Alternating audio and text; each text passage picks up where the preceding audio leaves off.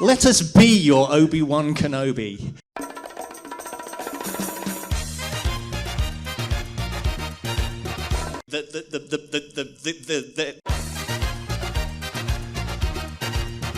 My 4-year-old nephew beats me. Little Warwick Davis, hello! They came like a bolt out of the blue to discuss everything in geekdom. Ladies and gentlemen, it's time for the attack of the 50-foot nerds. What was that? What was that little... Kind of thought we might get some reaction, seeing as we have a live audience. It's okay, it's fine. Hello, everyone, and welcome to the Attack of the 50... Oh, no, that shouldn't be playing. I literally Yay, technology. I literally just checked that it wasn't on repeat, and it is. Okay, never mind. Sorry about that. Wouldn't be a 50-foot nerd show without a technical difficulty, I guess.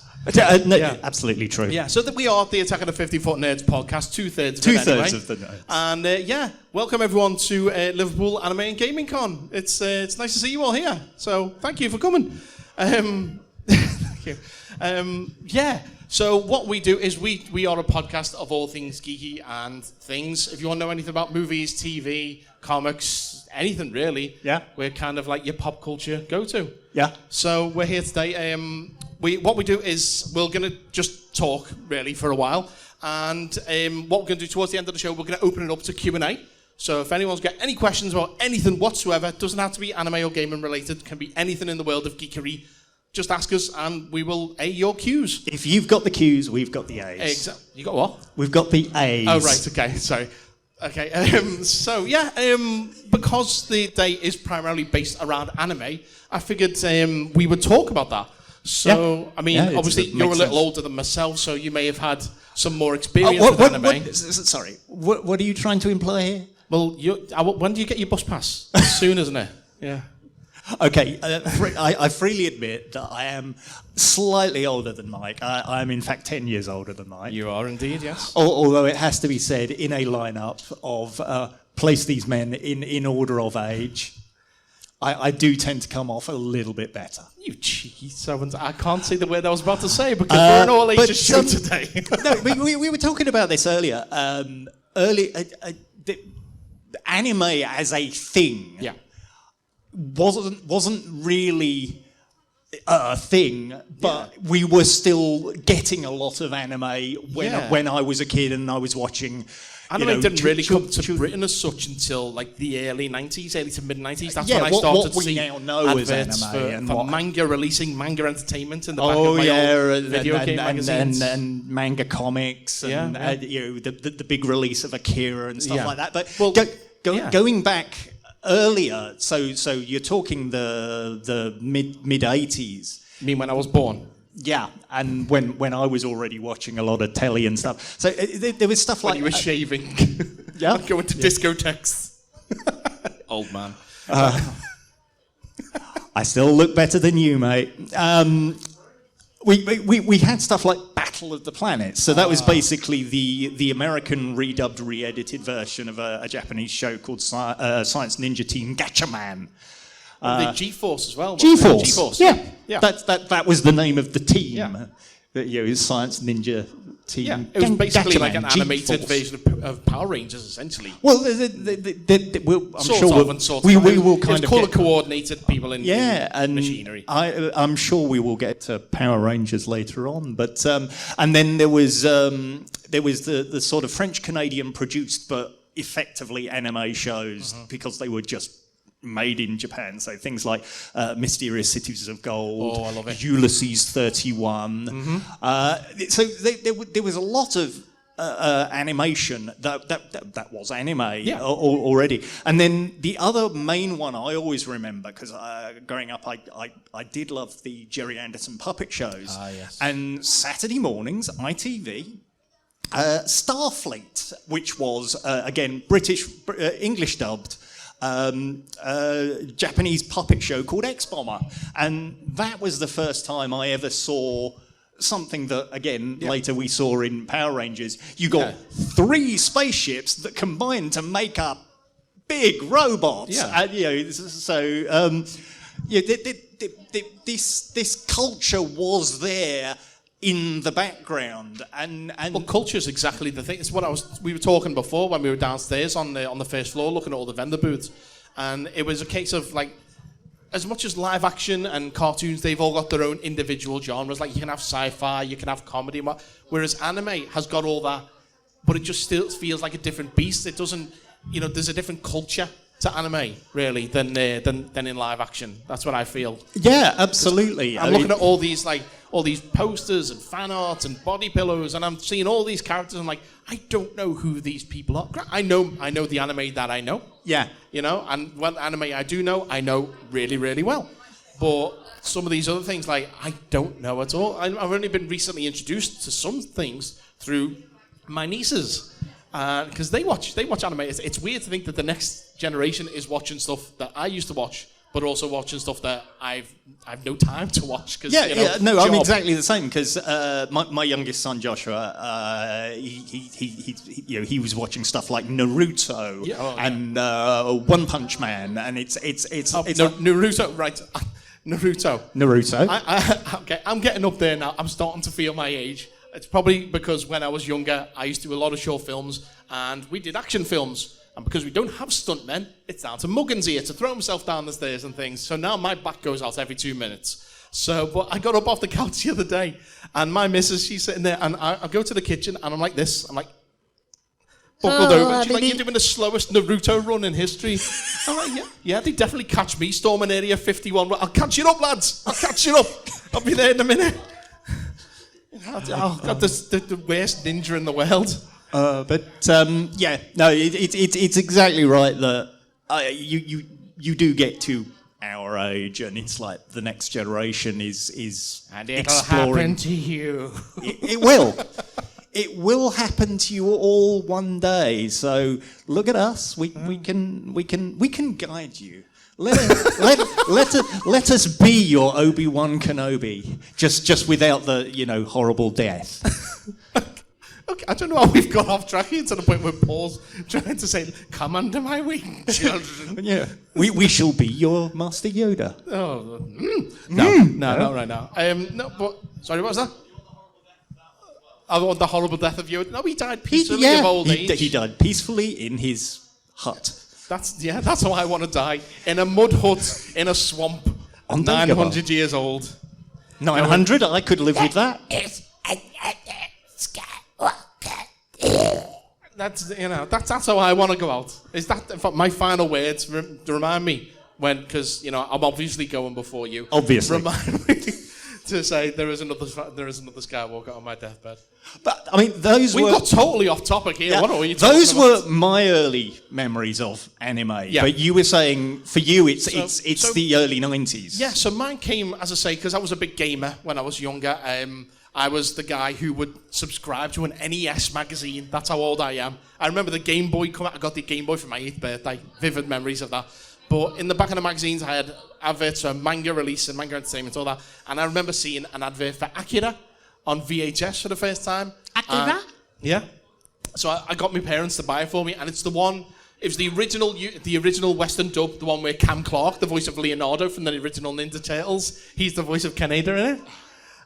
So I've got that one, and then many years later got the DVD where they'd redubbed it, and it's actually one of the Power Rangers does the voice in that one. Oh, okay. Yeah. He actually wanted the name recognition. So I got that, and I was well into that, and then many years pass, and when I'm about 16, I don't know if anyone remembers this, but the Sci-Fi Channel in the UK on Saturday or Sunday, possibly Saturday and Sunday mornings, had an anime block, like a Japanese culture block called Psycho Exciting. Anyone remember that? No? Yeah, you do? Jay? Yep, there you go, man.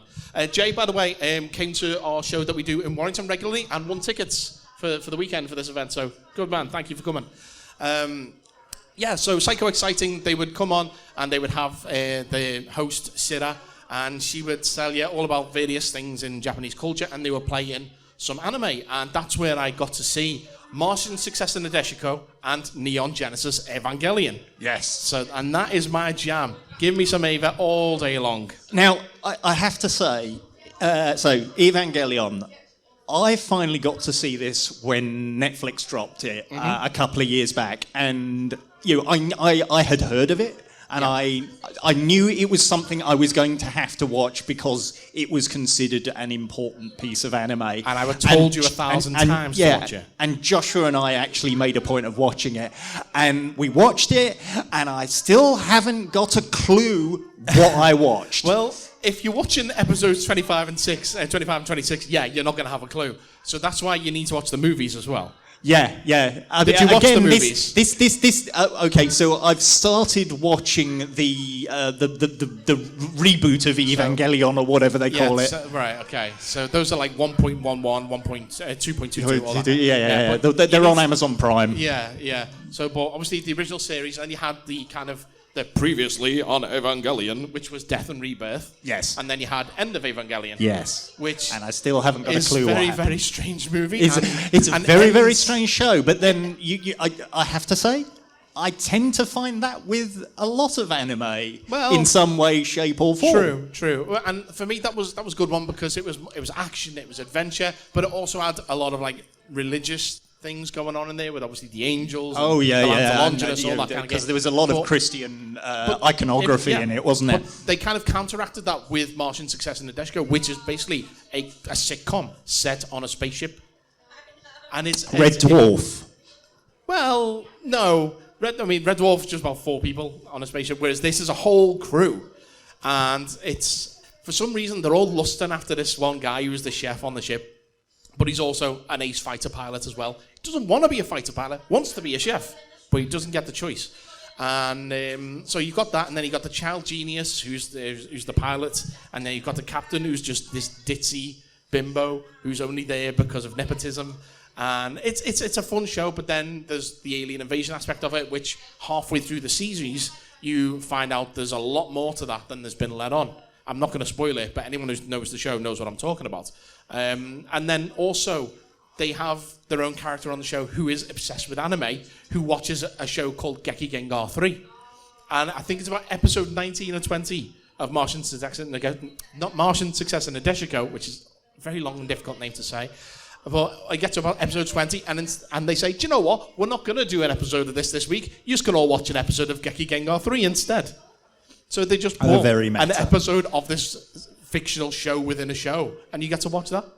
And it's so weird, but it's great. And the theme tune is amazing for Geki Gengar 3. Oh, search it out if you've not heard it. It's fantastic. But so those were my like kind of formative years watching anime. And then what they would also do as well on like a Thursday or Friday night, they would also show movies.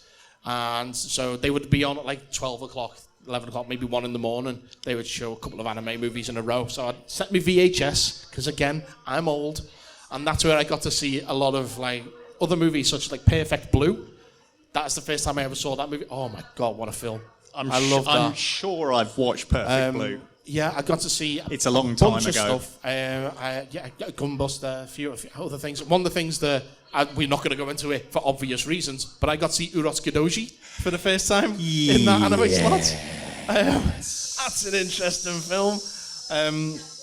But yeah, so I mean, this is they were showing loads of different things, and it was the guy. What's his name now? Is it Dave Jonathan Clements? Jonathan Clements, who wrote the anime. I have met Jonathan Clements. I follow him on Facebook. I spoke to Jonathan Clements many a time back in the day. He's it was through about 20 years ago. I was involved in the early years of the Sci-Fi London Film Festival.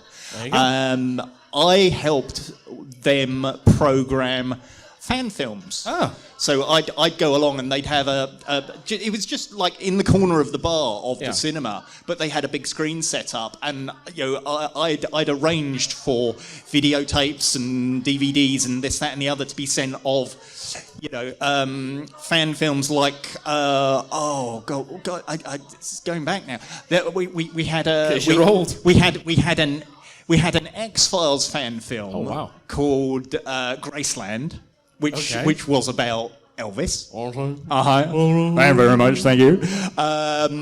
And what was it? I can't remember what it's called now. There was a Norwegian Star Trek spoof which shouldn't have worked because it was in Norwegian. But because it was in Norwegian, it worked because you had to read the subtitles to be able to understand it, and that it wasn't that much Scotty anyway. You needed subtitles for him.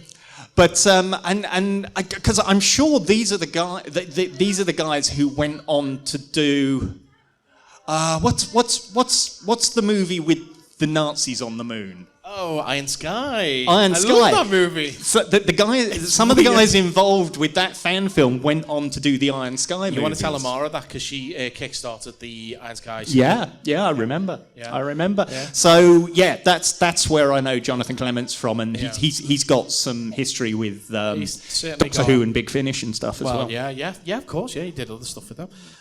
So the Sci-Fi Channel and all that kind of gear. That was my formative experience with anime, and then obviously I moved on to other things, obviously like Studio Ghibli and what have you. My missus, before I knew her, and this is how I knew it was love, is she showed me, she had a complete box set of every Studio Ghibli film, and I was like, you are the one for me. And then she tried to show me her favourite anime, which I don't know if anyone knows it, the Oran High School Host Club. Hey, we have some fangirls in the audience. As soon as I mention it, it's like, yeah, it's good, isn't it? I recently found out they do Funko Pops of the characters. So guess what I'm getting my missus for Christmas? Don't listen to this, Danny. You didn't listen to this. Spoilers. Oh, yeah. Going back to where we were. So Oran High School Ghost Club. Yes, that was the one where I was just like, did I say Ghost Club? You looked at me all confused. It was a little bit of a word. Actually, a Ghost Club, that would be a nice spin-off of it, where they're all... Anyway. You're saying about the Studio Ghiblis. I'm working my way through them on Netflix at the moment. Yeah. I've just been doing a whole sort of animation thing this year. I started with going through all the Disney animated canon. Yeah. And then I did the Pixar, and it was like, it's long overdue. So I'm doing Ghibli, and the thing is, there is no such thing as a typical Studio Ghibli movie. No. Because yes, you've got the Miyazaki fantasy movies and this, that, and the other, but then you've got things like My Neighbors, the Yamadas, which to me came across as a kind of a Japanese version of Peanuts. Yeah, and Charlie Brown and that Good sort of grief. thing, or there are just sort of straight romance dramas and that sort of. Yeah. So and that's one of the things I love about anime. Is you can do literally anything in it. As I mentioned there before, one of my favourite animes is Perfect Blue, which is it's a psychological drama about a girl having a breakdown because she can't. Yeah, she can't handle the pressures of fame, and also she's got a stalker as well. It's such a and they remade it as live action. It's not as good, but Perfect Blue. If you ever get a chance to see it, do track it down. It is absolutely fantastic. And then you can go from that to, as I mentioned there, like giant robots in space fighting aliens. It runs the complete gamut. It has to be mentioned before we go any further.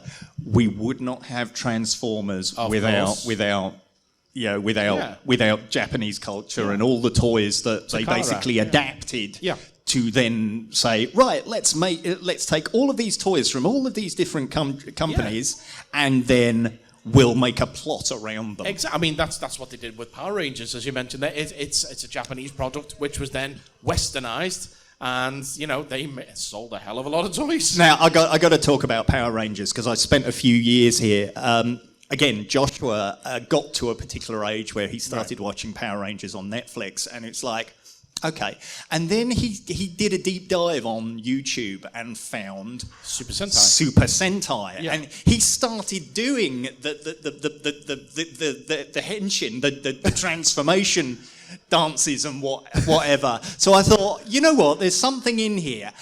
So I started getting from places on the internet. The actual copyright specific places on the internet. The actual Japanese episodes, and you know what? They were really good. I think if you like Power Rangers, you'll like Super Sentai even better. There's so much more humour. There's so much more heart to these shows, and they don't So much more humour. You mean they don't have their equivalent of Bulk and Skull coming in with the music playing? Yeah. Well, they have the little... But the most comedic bullies in all the world. And there are Super Sentai shows that they never, even in the modern ones, that they never did as Power Rangers. I mean, they did some that weren't even Power Rangers. They turned them into other things like Beetleborgs and all that. Oh, yeah. And, what was... VR Troopers. VR Troopers. Yeah. We are VR Troopers 3. Yeah. Virtual reality. Do you remember we're in public, Paul? Yeah. Okay, just checking. Look, I usually do this on a recording, don't I? I get a theme tune in my head and I've got to repeat it. Well, one of the other shows that we were talking earlier is with your man. Sorry, I didn't catch your name before. Jamie. Okay, Jamie's Matt Murdoch Daredevil today. So you actually shout out on the show. We were talking about Spider-Man. The Japanese Spider-Man. Spider-Man. Yeah.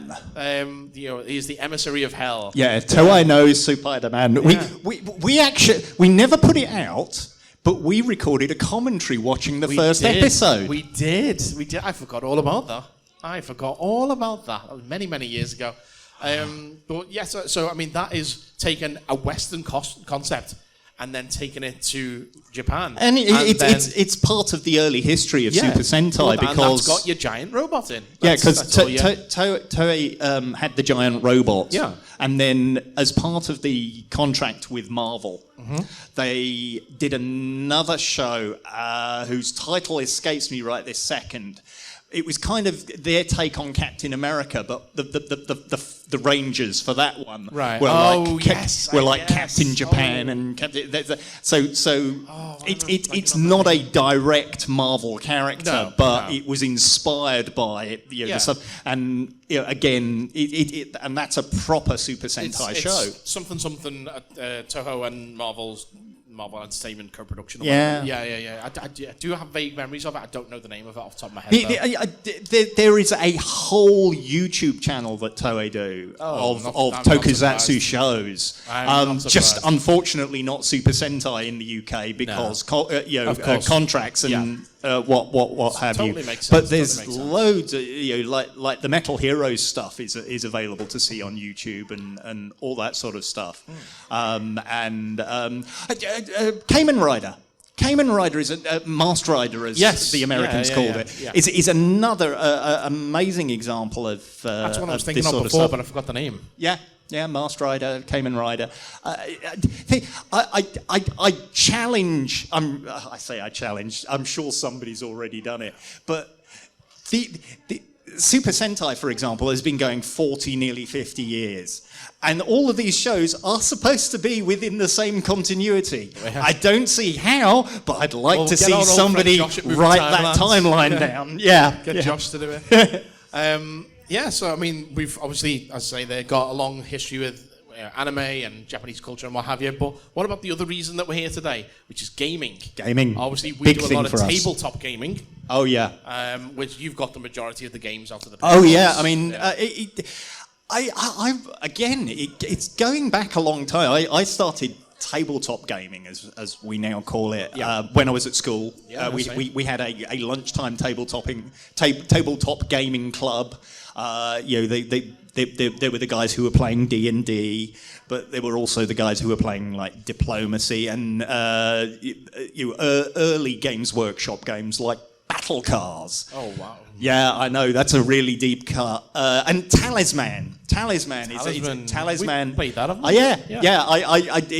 I'd wanted it for years, so finally got that at home. Talisman's a great game, and so this is early Games Workshop, not when they were just Warhammer and Warhammer 40k. And had their shops that were just the Games Workshop shops were actually proper gaming shops. You could buy stuff. I remember going to the Games Workshop shop that was in the Arndale Centre in Manchester and buying... I bought comics from one in Liverpool once. Yeah, and buying a Car Wars expansion set. I just remembered exactly what I bought there. It was the Dark Horse Comics first trade paperback of The Mask.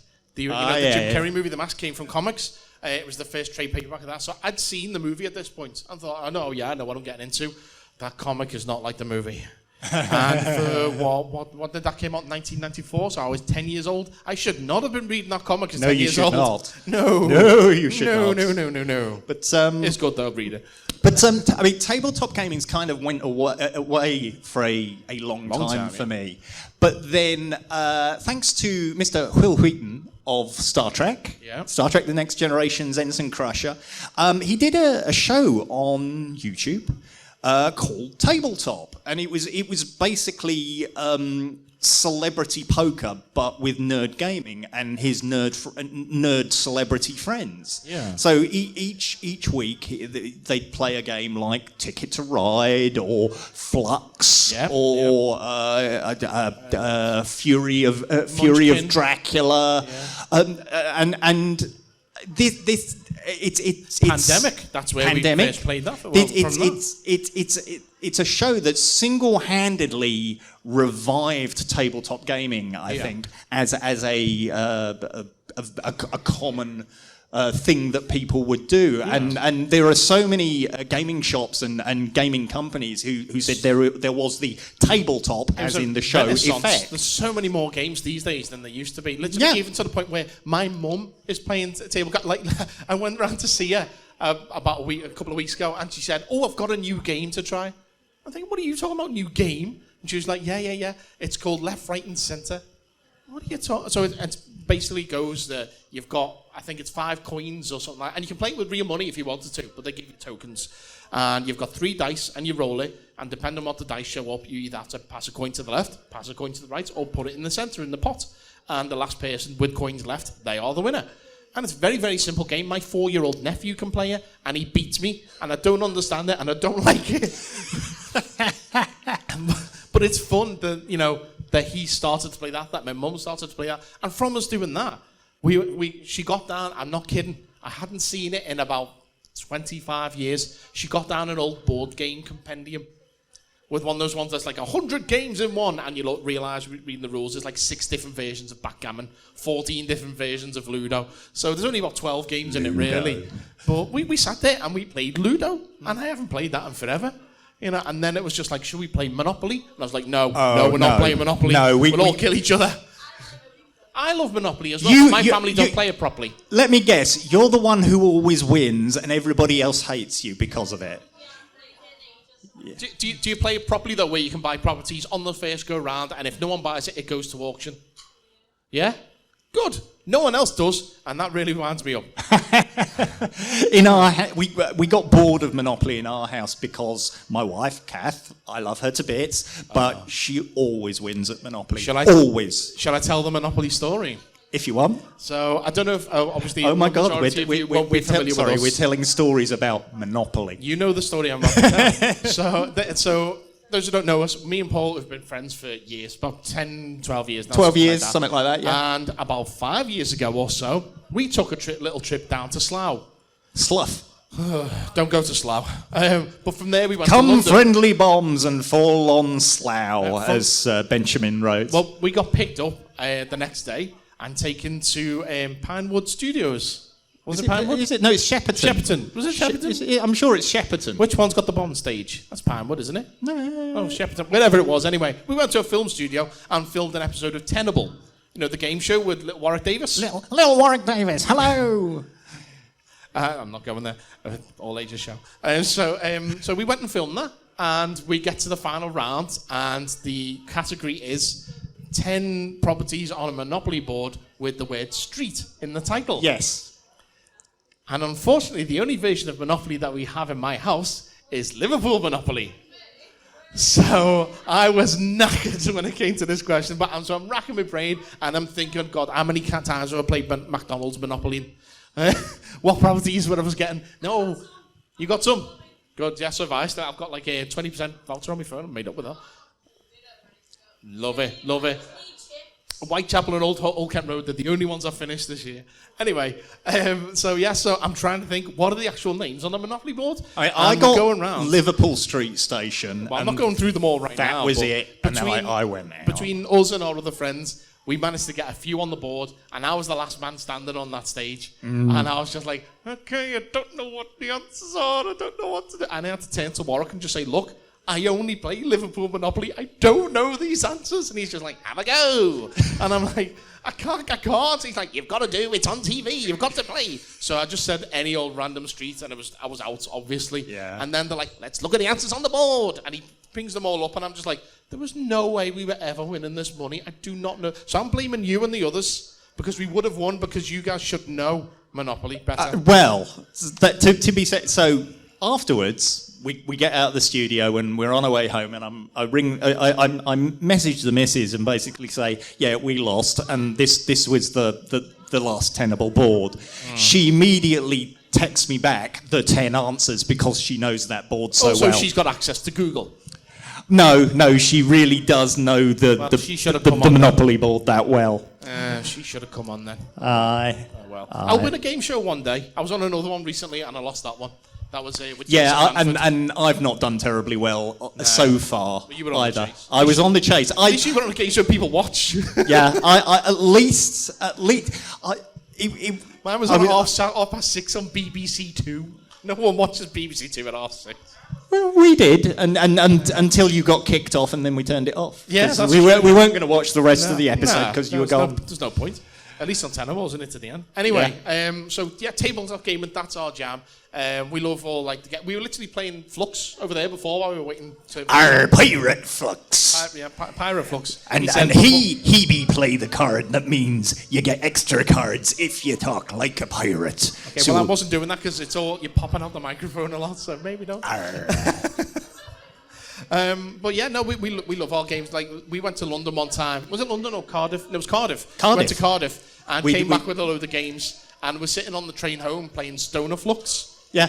But neither one of us partake. So we were just playing it sober, and we're just like, this game's not really much fun. You've maybe got a drink. They do actually do drunk Flux as well now. Well, they do now, yeah. But we've got loads of versions of Flux. It's a fun game. I remember taking that to work one time. I used to be a security guard. And there was 4 of us on the shift one night, so I took a copy of Flux and I had to try and teach 3 other people how to play it, and it was a nightmare. It's not difficult. Draw one card, play one card, follow the instructions on the cards. I know, but when you've got people who are trying to actual work as well, and I'm skiving, it's, I mean, that's how I do in every job, really. Like, literally, I work from home right now, and my setup is I have my work laptop there, my personal laptop there when I'm either working on stuff for this show or other things, and then I've got a TV to the side of me set up with one of those little mini Nintendos. So I play all my games on that, or I've got my PS4 and that goes in as well. So yeah, I spend most of my day on the phone just going, yeah, okay, whatever, not really listening to you, mate. Mario, get in. Well, okay, bye. That's literally my day, and I wonder why my boss moans at me.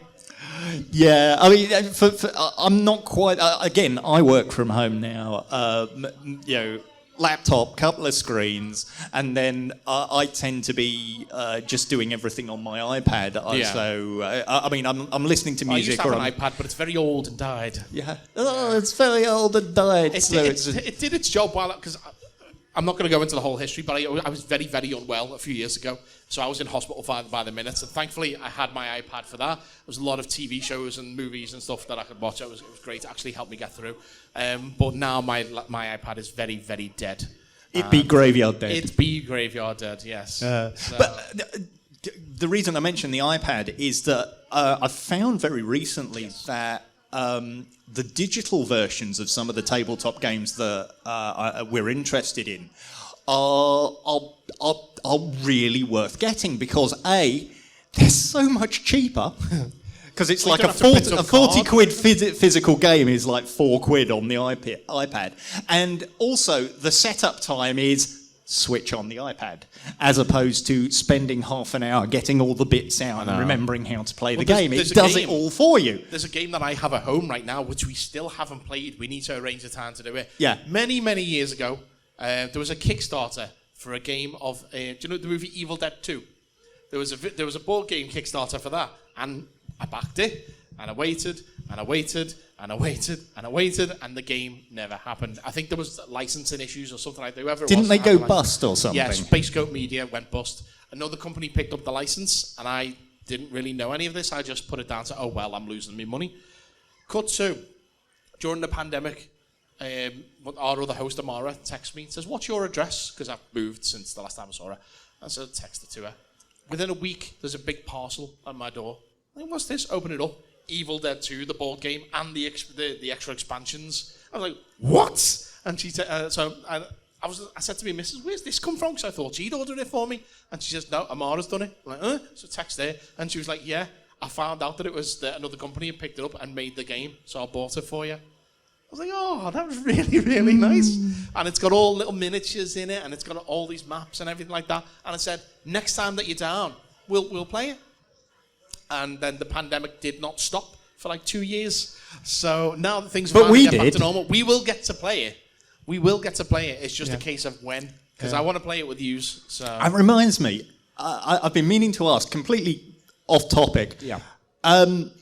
Because you are a big fan of the Evil Dead franchise and Bruce Campbell. Indeed, met the man, lovely. Have you read the new Sergeant Rock comic yet? Yet. He's written? Not yet. I'm going to be picking it up. Sergeant Rock versus Nazi zombies. Army of Darkness. Yeah. No, I'm definitely going to pick that up. Yeah, no, it's definitely your jam. I've got Bruce's other comics, the comic strip adaptation of Man with the Screaming Brain. I've got all 4 issues of that, which is totally different to the movie because, movie has a budget, a very low budget, and the comic doesn't. But yeah, I think that kind of wraps up everything that we had to say. So does anyone have any questions for our Q&A section? Go on, Jamie, was it? Yeah. Jamie. Who'd win in the fight, the Kool-Aid Man or Goku? Ooh. I mean, I probably should have said, "Oh, yeah." I only know one of that. Goku's Dragon Ball, yeah? Yeah, Dragon Ball Z. And yeah, Dragon I don't Ball know GT and Dragon Ball, whatever. I don't. These days. You know what? I got to say, Dragon Ball Z. I remember catching that it would have been 1999, 2000 thereabouts on the CITV channel. I had one of these. It was on Tsunami, I believe. Back in well, the day. I had one of those terrestrial digital boxes, so I had new extra channels, and I remember watching it for like, I don't know, 10 weeks straight, and literally so that meant that you were literally tuning in next time on Dragon Ball Z. Literally 5 minutes of plot took place. It was just one massive battle for 50 episodes. Yes, that's what Dragon Ball does. It's like at the beginning of a saga, it's like, oh, here's the baddie. Oh no, he beat Goku. Goku's going to sod off for 20 episodes and learn how to be more powerful. In that time, the baddie's just going to stand around going, "Ha ha ha ha ha ha, puny earthlings, I will destroy you all." And then someone will come in and they'll get beat up, usually and then there'll be the whole Kamehameha. He'll do a spirit bomb and that'll be it. Yeah. But that takes like 20, 40 episodes sometimes to get to that point. And it's just like, I understand, when you've got a main character as powerful as Goku, you've got to sideline him. It's what they do with Superman as well. In movies and comics and everything like that, they sideline Superman for a while until he's strong enough to be the villain. It's the only way to do it. And so when it comes to who would win, Goku or the Kool-Aid Man, in my experience, the Kool-Aid Man would win the first round, and then he would also beat up like Yamcha and Krillin and maybe Goten as well. I can't remember the names of them off the top of my head. But yeah, and then at the end, Goku would come back and take all the energy of everyone on Earth, spirit bomb him, and then blow up his jar of body, spilling his red liquidy goodness all over. What am I talking about? Red liquidy goodness. That's not a sentence I expected to say today. Who do you think would win, Paul? Now I understand who we're talking about. Sorry, I've seen enough episodes of Family Guy to. It's the guy who bursts in the wall and goes, "Oh yeah!" Oh yeah! But yeah, the Kool-Aid Man from Marvel Comics. Oh right, okay. Well, I don't know about that. Goku. Yeah. Asked and answered. Yeah. Any other questions? We've got like another 10 minutes or so please, any other questions? We can. Come on, Jay, you got to have one. You got to have one. Come on, man. Go on. You know us. Okay, what we can talk about. What's that? We don't have any what? Honey monsters. Oh, right, okay. What we haven't touched on and what we can talk about, because you are our horror expert. Yes, I am. I mean, as we were saying, you love the Evil Dead movies and stuff like that. And the thing I got to sort of late 90s, early 2000s was J-horror. Oh, yeah. So, the Ringu movies, Ju-on, Dark Water, Audition, that sort of stuff. Oh, Audition, Jesus. Oh, yeah, that's a really... I mean, forget Pinhead. I mean, new Hellraiser. Looking forward to seeing that. But when it eventually comes over here. Yeah, but I don't understand why they didn't just put it on Disney Plus straight away, like they put everything else on. But no, we shall see. But yes, definitely. I think the reason why they didn't is because they didn't want kids loading up like, oh yeah, the new episode of like She-Hulk is out this week. Oh yeah, there's that, and then there's just Pinhead on the overview screen. So at least they can get away with Fresh. Don't know if anyone's seen the movie Fresh on Disney Plus. If you haven't, check it out. Well worth your time. But yeah, that's just two people stood in the kitchen because the movie takes a very, very dark turn once they get in that kitchen. But yeah, it's the only movie I've ever seen where the title sequence kicks in about 40 minutes into the film, not including the James Bond movie. Literally, I'm thinking, guess they're just not doing a title sequence. No, 40 minutes. Fresh, starring the guy from The Winter Soldier, some other girl who's been in things, and this is, I don't remember off the top of my head the names. But yes, it just took me by surprise that like the entirety of the first act was like 40 minutes, and then the rest of the film was like, right, you got another half an hour to wrap everything up.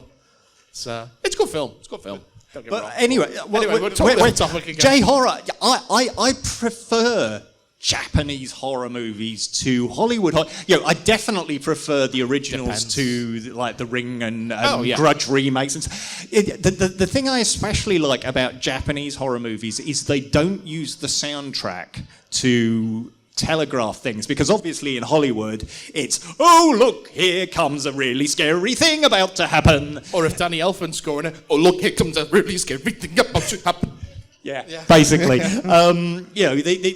It's all very subtle and understated, and it leaves the visuals and the characters to be actually scary and not tell you what to think and feel. That's the thing with foreign language cinema, is you've got to work harder to watch movies that are in different languages because you've got to read the subtitle. And for me, one of the movies, the best effective scares I've ever seen in a movie is in the the Spanish horror movie Wreck, which was later remade as Quarantine. So you're there, you're reading the subtitles, and you focus on all of that, and then bang, guy falls down from the ceiling. Because he's been pushed off of the stairs, and it's one of the most effective jump scares because I just totally wasn't expecting it because I was too focused on something else. Guillermo del Toro's The Devil's Backbone. Yes. Scariest movie ever made in bright sunshine. I don't know. Normally horror movies, it's all in the dark and they're trying to, you get your jump scares by having things coming out of the dark at you. It takes place in the middle of a desert. Yeah, I'm trying to think. There's something else I've seen that would all took place in the But the question I was going to ask you, subbed or dubbed?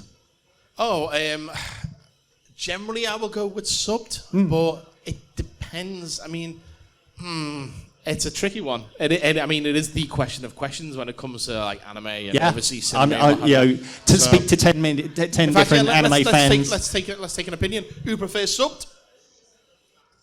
One person, 2, 3, 4, yeah. And who prefers dubbed? 1, 2, and again a half and half. Okay, so. All right. Okay. So it's pretty split really. But for me, with my anime, this may sound sacrilegious, but I prefer dubbed. I don't know why. I just But with live action cinema, I prefer subbed because with anime for me, because a lot of it is very static.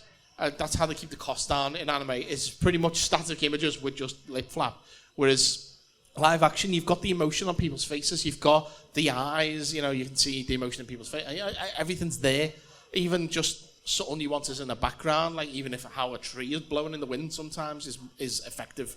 And if it's dubbed, you could lose some of the. And I think we're seeing a lot more dubbed and subbed stuff. Netflix because doing a lot of, I watched a movie, I believe it was a Polish movie a few days ago called Old People, which Paul was it? No. I don't know if anyone's seen it as yet, but it was dubbed, and I think it lost a lot of the atmosphere for that, because there's moments in the film where some of the characters are singing, and they are singing in Polish. And that was genuinely terrifying, because I didn't know what they were saying. I don't know what the effect it was having on the people, the old people who were terrorizing them. And then as soon as they started speaking, it was just like, "Oh no, grandfather, please don't kill us." You know, and it totally took away from me just the dread that I'd had just moments before.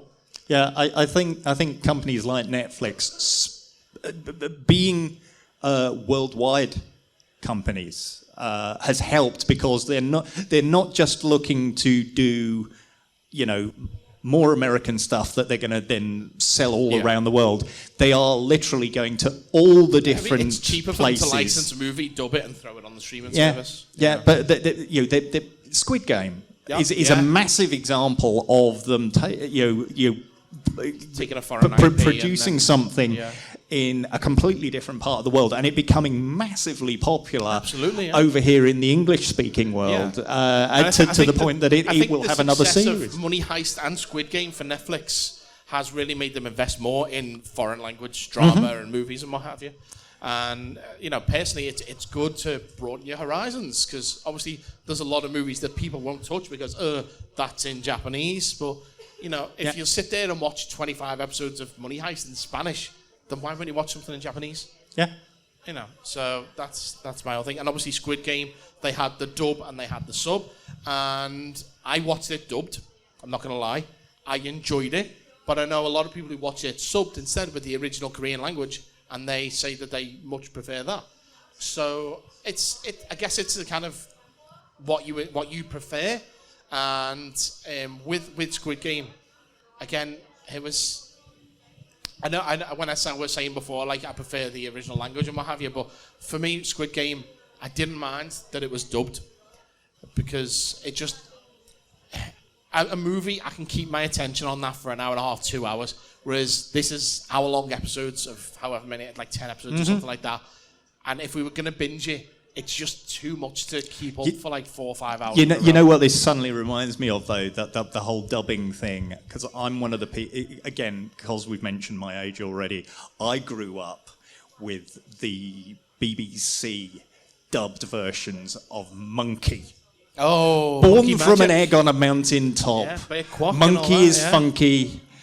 Yeah. And Monkey cannot Magic. stop. Monkey Magic, yeah. Bert Kwok, Miriam Margolyes. Yes, I forgot. Yeah. Oh. And these characters were speaking in English, but you knew there was just something not quite right, because it was sort of, yes, we will do that now. Yeah, it's the kind of thing that you would expect to see on, like, say, Comedy Central. You know what they do with, like, Takeshi's Castle? It's just like, oh, look, here they are. It's me, Craig Charles. Look at this fella. He ran over. Oh, he's funny him because he's speaking another language. It's not. It's you'd expect it to be that, but it wasn't. It was that in the 70s, but they weren't even taking the mick out of it. They were actually just it's faithful and adaptation. Monkey and the Water Margin were very, very popular back in the day, and they were Japanese shows that got redubbed like that. It's fun to go back and watch now. Yes, it's horribly dated, but and there's other better adaptations of The Tale of the Monkey King. But it's good fun. So I'm just looking at the time. We're going to be back we're nearly running out of time. Any other questions before we go? Anyone else with any questions they want aid? No? Okay, fair enough. Oh, go on. Yeah. Yeah.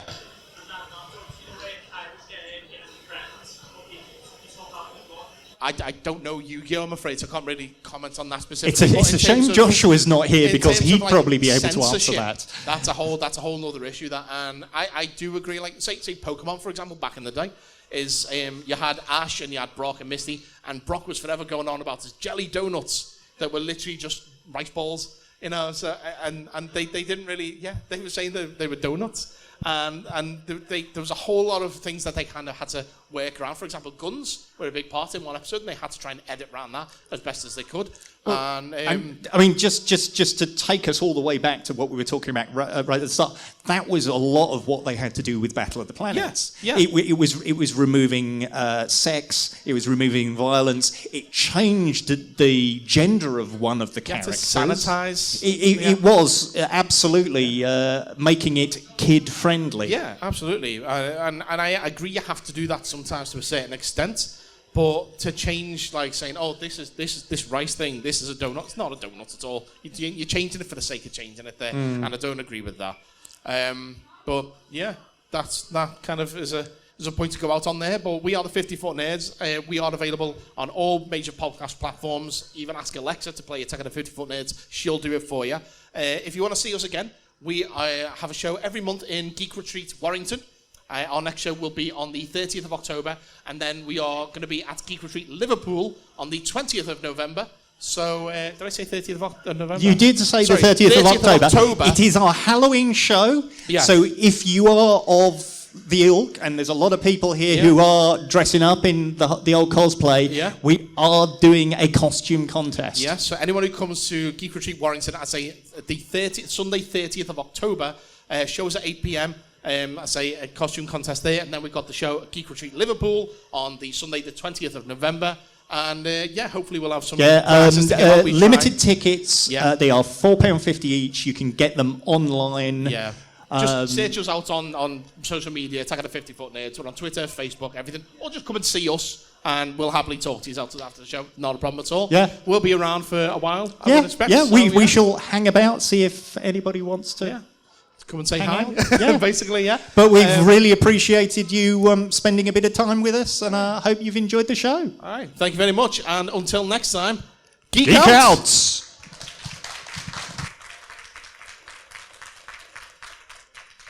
Thanks, guys.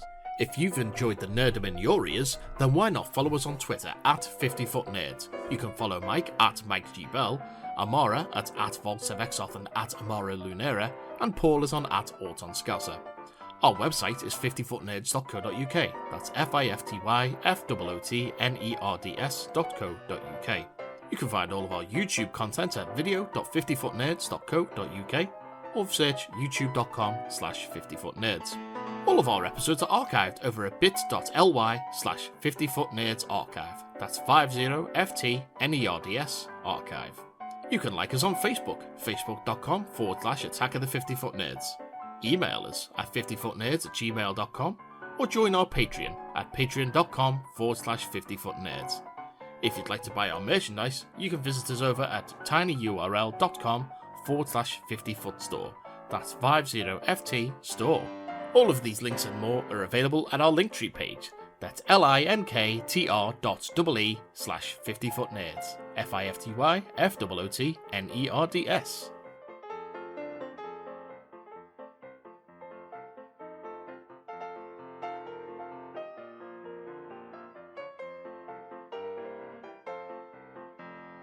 Polygons